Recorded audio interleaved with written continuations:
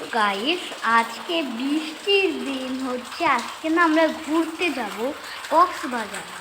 দেখছি বৃষ্টি হচ্ছে, এখন কিভাবে যাব সেটাই ভাবছি। দেখা যাচ্ছে ওই যে দেখেন চারিদিকে বৃষ্টি হচ্ছে, বৃষ্টি হাত খালি দুধ দিচ্ছে। যেটা বৃষ্টির বাড়ি ছাদ থেকে পড়ছে, আর বৃষ্টিতে হালকা খারাপ। আর ওই দেখেন একটা কাঁকড়া, ওই যে দেখেন চিংড়ি মাছের কাঁকড়া। গাইস, আমরা একটু পরে যদি যেতে পারি, টাকা রেডি আছে সব, শুধু আমাদের যেতে হবে, বুঝেছেন?